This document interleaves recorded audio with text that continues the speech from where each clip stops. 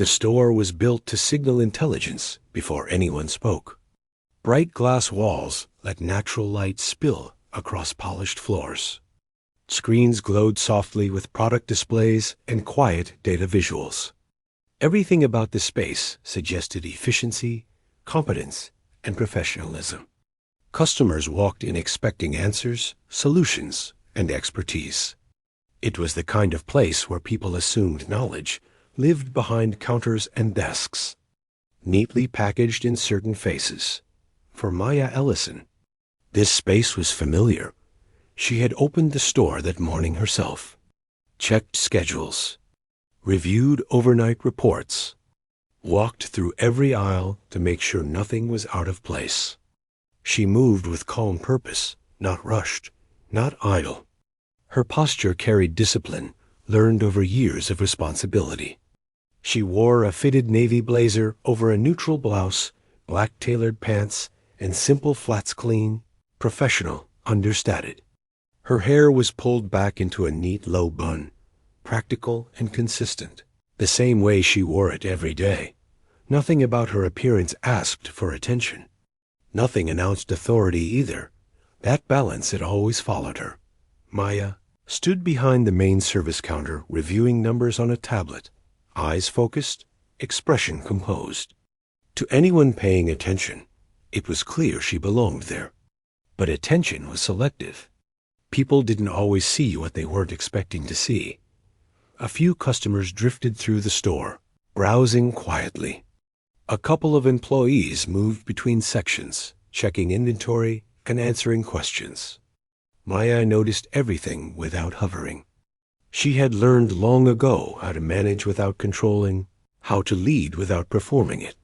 Still, she felt it the familiar awareness, not the way some customers hesitated when they approached her counter, the way their eyes scanned past her, searching for someone else, someone older, someone louder, someone who fit their internal picture of authority. She didn't react. She never did. Maya had grown up understanding that first impressions often arrived preloaded, that people decided who you were before you spoke, sometimes before you even moved. It wasn't something she took personally anymore. Or at least, that's what she told herself. She glanced up briefly as the front doors slid open again. A man stepped inside with sharp energy, well-dressed, confident, impatient, in the way of someone used to being accommodated quickly. His eyes swept the room, assessing. He didn't slow down, didn't pause to orient himself. He expected the space to adjust to him. Maya noticed the shift immediately, not because he looked angry, but because he looked certain. He moved toward the counter with quick steps, phone still in hand, jaw tight. As he approached, his gaze slid over Maya without stopping. Already searching past her shoulder, Maya straightened slightly, not defensively, just professionally, and set her tablet down. She had done this thousands of times.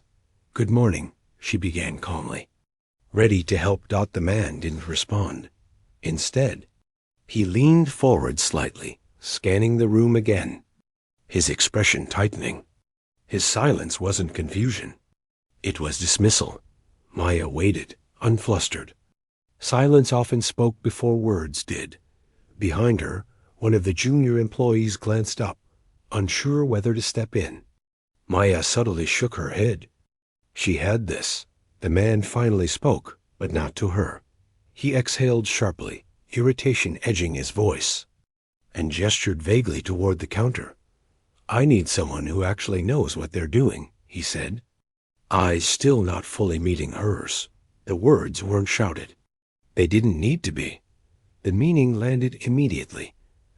Maya felt the moment register in her body before it reached her thoughts. A familiar tightening in her chest. Not panic. Not surprise. Recognition. The kind that comes from knowing exactly where a moment is headed because you've been here before. Around them. The store grew quieter, not silent, but attentive in the way public spaces do when tension enters the air. Employees slowed their movements. A nearby customer pretended not to listen while listening carefully. Maya didn't interrupt. She didn't correct him yet. She simply looked at him fully this time. He finally noticed her gaze and paused, just briefly. His eyes flicked over her face, her clothes, her posture. Something in his expression shifted, not understanding, but calculation. The kind that measured worth without evidence. The assumption settled between them. Heavy and unspoken, uneducated. Inexperienced, not in charge. Maya remained still, her expression neutral. Years of experience had taught her that reacting too quickly often gave people exactly what they expected: defensiveness. Emotion, explanation. She offered none of it. Inside. A quieter thought surfaced, one she had learned not to indulge too long. Here we go again. This was not the first time. Someone had questioned her competence without knowing her name. Not the first time authority had been searched for everywhere except where it stood. And it wouldn't be the last unless something changed. The man crossed his arms, impatience growing. He repeated his request, sharper this time, louder. He wanted someone smart. The words settled into the room, unmistakable now. Maya inhaled slowly. This wasn't just a misunderstanding. This was a test, not of her knowledge, but of how much disrespect she was expected to absorb quietly. And standing there, behind the counter she ran, in the store she managed, Maya understood something clearly. The moment had arrived, not the resolution, not the victory, but the beginning of a line being drawn. Maya didn't flinch when the man said it again. The words were sharp, but she'd heard that tone before, sometimes in nicer places, sometimes in uglier ones. It was the tone of someone who believed their discomfort was proof. Proof that something was wrong, and that the wrong thing was standing right in front of them. I need someone smart, he repeated, louder now, like volume could turn bias into fact. His eyes cut past her again, searching the store like the real help had to be hidden somewhere behind her. Someone who could actually answer questions. Maya kept her voice calm, professional, even. I can help you, she said, steady and clear. He gave a short laugh that didn't carry humor. It carried dismissal. He leaned his elbow on the counter, like the place belonged to him. Like her time was something he could waste without consequence. No offense, he said. And the words landed the way they always did when someone started with that phrase. But I'm not trying to deal with confusion today. Just get me someone who knows what they're doing. Confusion. Maya's jaw tightened for half a second, then released. She had trained herself to do that, to let the sting pass through without showing it, to keep her face composed because she knew what people did when a black woman showed even a hint of frustration. They called it attitude. They called it aggression. They called it unprofessional. So she stayed controlled. Behind her, one of the employees, a young man, maybe early 20s, took a step forward as if to intervene. Maya lifted one hand slightly, a quiet signal to hold back. Not because she needed protection, but because she needed this moment to unfold exactly as it was. So the truth could be seen. Tell me what you need, Maya said. Still offering service, still doing her job, still giving him a chance to walk back from the edge. The man pulled out his phone and shoved it toward her without asking. Screen facing up. I bought a device here last week, he said. It's not working like it should. I want a replacement. And I don't want to go back and forth with somebody who doesn't understand the system. The way he said, somebody, made it clear he didn't mean just anybody. Maya glanced at the screen. She already recognized the product. She knew the return policy. She knew what questions to ask to confirm whether the issue was a defect or user setup. She could have solved this in 2 minutes, but he didn't want a solution. He wanted control. Maya asked for the receipt number. The man hesitated, like she had asked something complicated. Then he pointed at the screen again, impatient. It's all there, he snapped. Just pull it up. Don't make this harder than it needs to be. Maya held his gaze. For the first time, her calm wasn't just professionalism. It was a boundary. I'll need the order number, she repeated. Same tone. Same steady voice. No heat. No apology. The man looked around like he expected someone else to rescue him from the inconvenience of speaking to her. His eyes landed on a white male employee walking past the aisle. The man lifted his hand and called out to him as if Maya wasn't even there. Hey, can you help me? I need someone who knows what they're doing. The employee slowed, confused, eyes flicking between the customer and Maya. You could see the hesitation on his face. He didn't know the story, but he felt the tension. Maya didn't speak. She simply watched. The employee stepped closer, polite but uncertain. What's going on? The man didn't lower his voice. He didn't care who heard. This device isn't working, he said. I've been trying to explain it. I need a replacement, but I don't think she understands the process. He said, she, the way you say it. Like a label. Like a barrier. The employee glanced at Maya again, then back at the man. He started, but he stopped himself. Unsure how to finish the sentence without making it worse, Maya could have ended it right there. She could have said, I'm the manager. She could have pulled rank instantly and put the man in his place, but she didn't. Not yet, because this wasn't only about him. This was about the room. She wanted everyone to feel the moment for what it was, an everyday kind of racism that hid behind polite language and no offense. A racism that didn't scream, but still controlled who was believed and who was doubted. Maya turned slightly and opened the system on her tablet again. She didn't rush. She didn't perform stress. She did what she always did worked. She asked the order number again. Calmly. The man sighed hard, like she was exhausting him, then rattled it off quickly. Maya typed it in, found the order within seconds, and scanned the purchase details. The device was out of the return window, but covered under warranty. The correct solution was a warranty exchange, not a standard return. It was clear as day. Maya explained it simply. We can replace it through the warranty process, she said. It'll take a short verification step. I'll handle it. The man blinked, surprised, not because it was complicated, but because it sounded like she knew what she was doing. His face tightened as if the reality didn't match the assumption he built. He recovered quickly and tried to reclaim his confidence. See? He said, turning toward the employee like Maya hadn't spoken.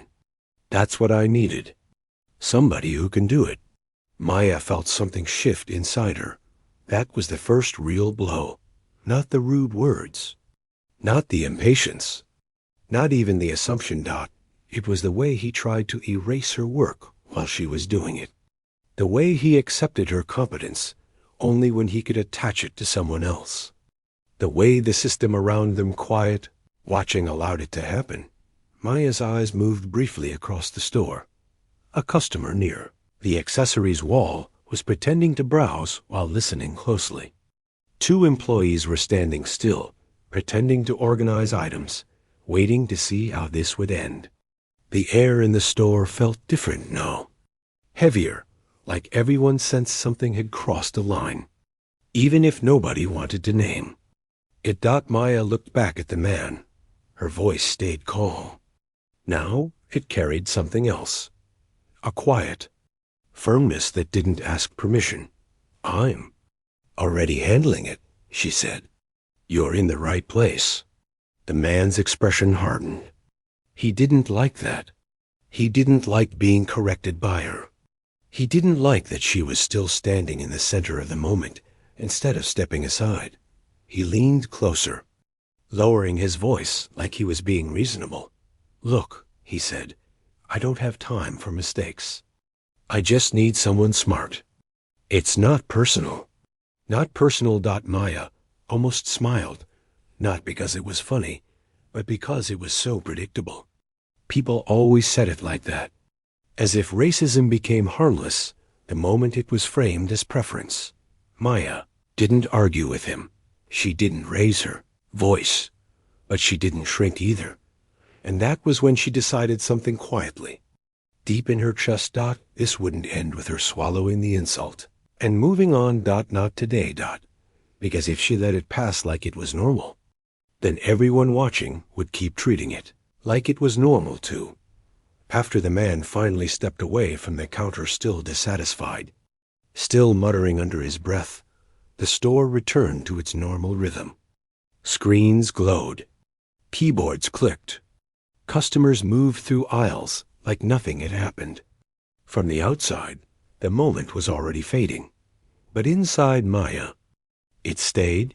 She finished the warranty process herself, cleanly and correctly, then passed the final confirmation to another employee without comment. Her hands moved automatically, muscle memory carrying her through tasks she'd done 1,000 times before. She smiled when required. She nodded when spoken to. She did everything right, and still, her chest felt tight, It wasn't anger that settled in. It was something quieter and heavier. A familiar weight she had carried long before this job. The weight of constantly being assessed, of having to prove intelligence in rooms where others were allowed to assume it, of knowing that competence alone was never enough when perception was already stacked against you. Maya retreated briefly to the back office under the excuse of checking inventory. The door closed softly behind her, cutting off the noise of the store. The small room smelled faintly of cardboard and cleaning solution. Fluorescent lights hummed overhead. She stood there for a moment, still. Not to cry, not to rage, just to breathe. Her reflection stared back at her from the dark computer screen, composed, professional, controlled. Anyone walking in would have seen a capable manager doing her job. No visible cracks, no obvious distress. That was part of the problem, because she had learned early how to hold everything in. Maya thought back to her first retail job years ago, long before she had keys to open and close a store. Back then, she had believed effort would protect her, that if she worked harder, learned faster, stayed calmer, people would eventually see her clearly. They did, but selectively. She remembered customers asking if she was new, even after months on the floor. Remembered being asked if she was training someone who had actually just started. Remembered being spoken to slowly, carefully, as if intelligence required translation when it came from her. Each moment on its own had been small. Together, they had trained her to pause before speaking, trained her to soften her confidence, trained her to stay agreeable, even when disrespected, because resistance, she had learned, came with consequences. Back on the floor, Maya noticed how the employees interacted differently now. Not dramatically, but subtly. A few avoided eye contact, unsure whether to acknowledge what had happened. One employee hovered closer than usual, protective but uncertain. Another gave her a look that carried sympathy mixed with discomfort, like they wanted to say something, but didn't know how. No. One asked if she was okay, and Maya didn't offer anything. She returned to work, handling issues, answering questions, guiding staff. But something inside her had shifted. Every interaction now carried an echo of the earlier moment, not just with the customer, but with everyone who had watched and said nothing. She wondered, briefly, if she should have ended it sooner, if she should have announced her role immediately and shut him down, if letting it play out had been a mistake. Then another thought followed, sharper and more painful. Why should the responsibility always fall on me? Why did she have to be the one to educate, to expose, to absorb discomfort so others could learn? Why was her dignity always the cost of someone else's growth? The thought stayed with her long after her shift ended. At home that night, Maya sat at her kitchen table, uniform folded neatly beside her. The apartment was quiet, the kind of quiet that amplified thoughts instead of calming them. She replayed the man's words again, not because she wanted to, but because they kept resurfacing. Get me someone smart. The phrase didn't just question her ability. It questioned her right to authority. Maya stared at the wall, remembering all the moments she'd laughed things off to keep the peace. All the time she'd let comments slide because they didn't mean it like that. All the time she'd convinced herself that silence was maturity, but silence had a cost. It isolated her, because every time she swallowed a moment like this, it stayed with her unshared, unacknowledged, unresolved. Over time, those moments piled up, building distance between her and the people around her. Distance between her and herself. She picked up her phone and scrolled through messages. Work group chats. Family updates. Nothing about today. Nothing that reflected what she had carried. She considered calling her mother. Then she didn't.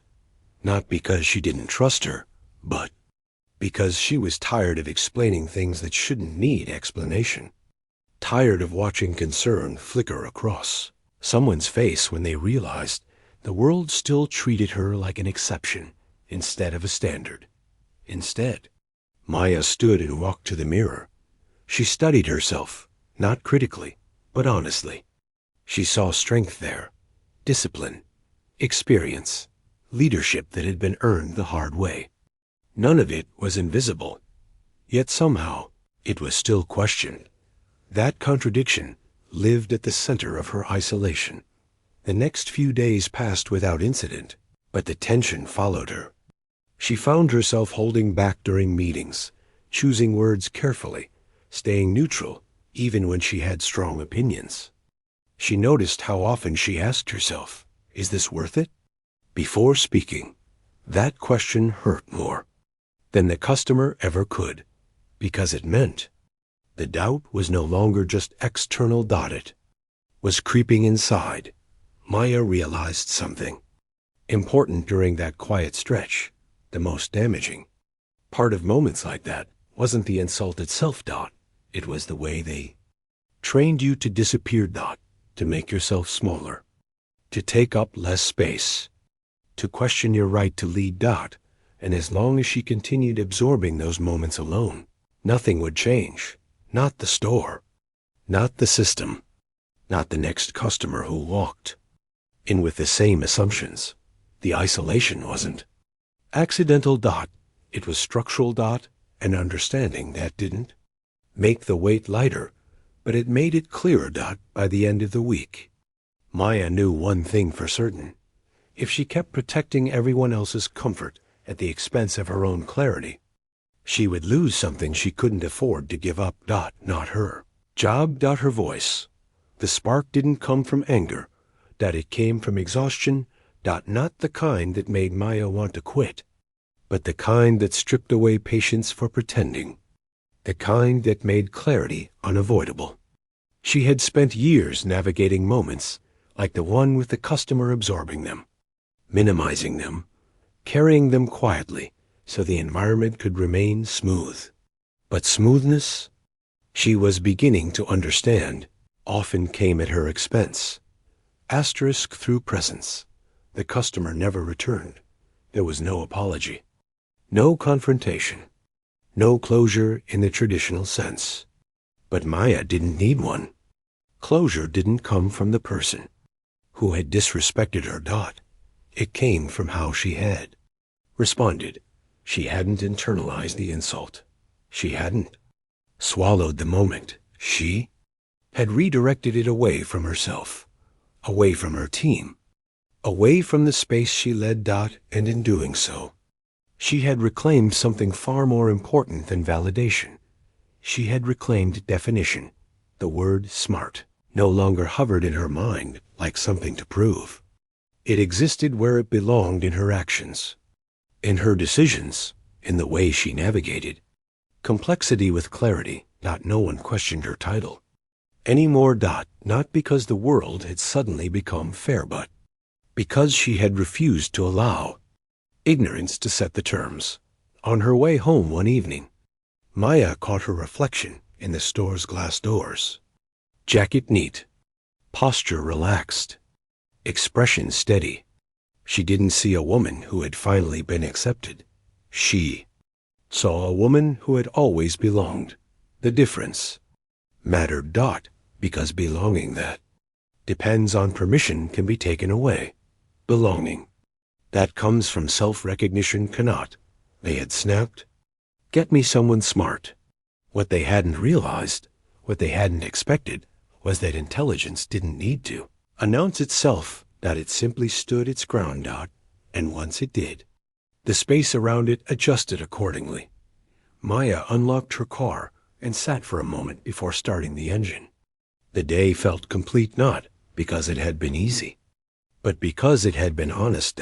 She hadn't changed who she was. She had revealed it. And that revelation didn't just shift a moment. It reshaped the space she occupied. Quietly, permanently.